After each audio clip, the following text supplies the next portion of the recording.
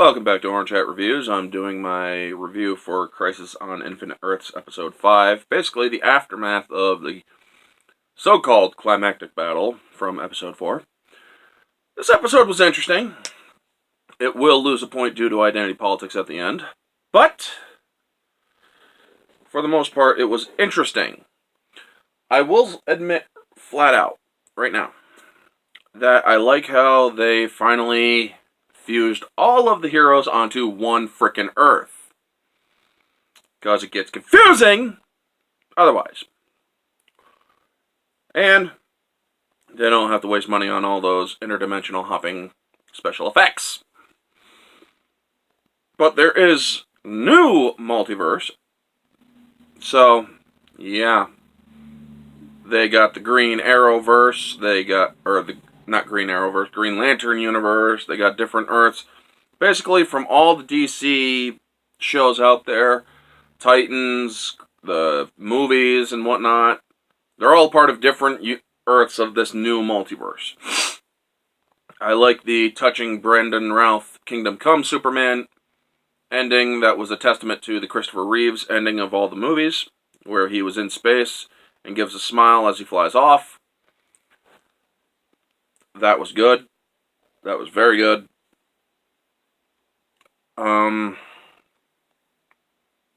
It sucks that Oliver Queen is dead. So, Arrow is done, I guess. Batwoman is, well, Batwoman.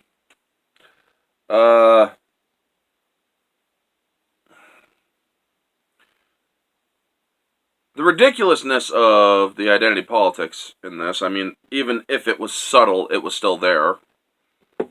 Brave women and men, I mean, let's face it, folks, it has always been men and women on equal footing. So the fact that they have to do the whole women and men,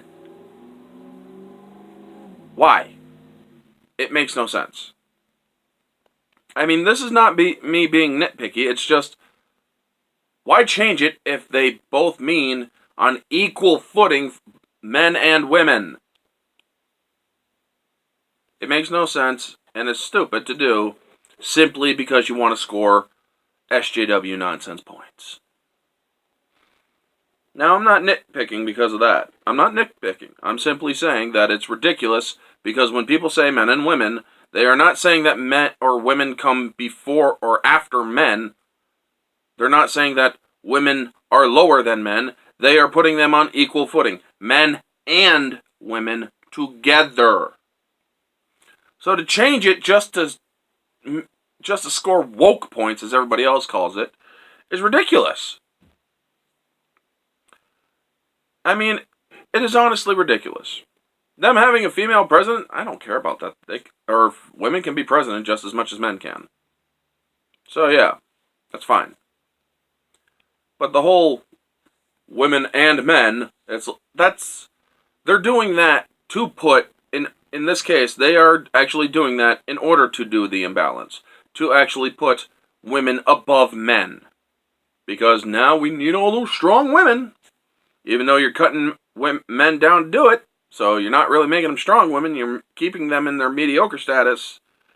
And you're just putting them on a pile of men. That were great characters. But with that little identity politics narrative aside, I thought this episode was actually quite entertaining. I mean, it's in true Legends of Tomorrow fashion, where they actually have the characters all doing crazy, wily things. I mean, yes, there's the somberness that Oliver Queen is dead and he's not coming back and whatnot, but it's like, okay, there's a couple things I could have did. Now, also, it's understandable now that basically this new universe Lex slightly had a hand in creating. Because of his manipulations, he caused himself to be put in a higher power in a higher power, so to speak. He now runs Supergirl's DEO.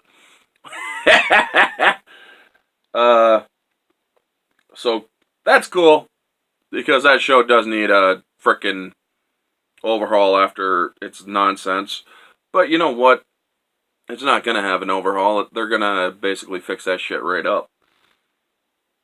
As for The Flash, I'm looking forward to The Flash. I mean, I like The Flash. Even, yes, they inject a little identity politics here and there in it. If Arrow is done now, completely, that's fine. Its early seasons were good. But as for Crisis of Infinite Earths, like I said, objectively, 3 out of 5 usually, because it's, the acting was, or it's all mediocre. It's all CW can do.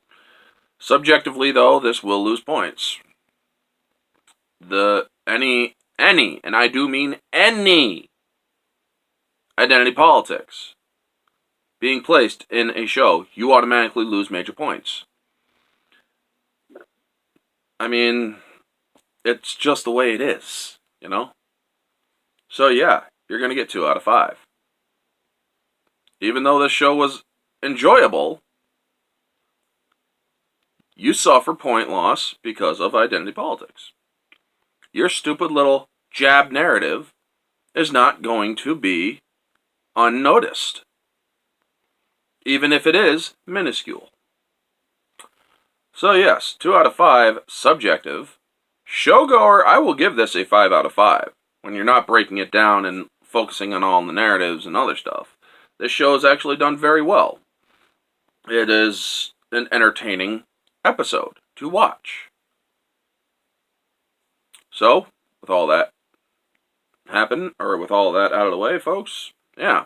Objectively 3 out of 5, subjective 2 out of 5, and showgoer 5 out of 5. Anyway, that is the video. You all know the drill. Like, comment, subscribe, share. Like, comment, subscribe, share. All that jazz. Let me know down in the comments below what you all think of Crisis on Infinite Earths. And I've noticed that all of my Crisis reviews have gotten downvotes. So, hey. Thanks for the views. Even if I do get a downvote, it just tells me that if it's a genuine downvote from a person who is subscribed to my channel, fine. Let me know what I could do to make it better. But if you're just downvoting, if you're not a subscriber and you're downvoting, well, thanks for the extra view. And if you still want to let me know what I could do better, feel free to comment in the comment section. Let me know your thoughts in the comment section, folks. I enjoy the feedback. Anyway, folks, this has been Orange Hat Reviews. Catch y'all on the next one.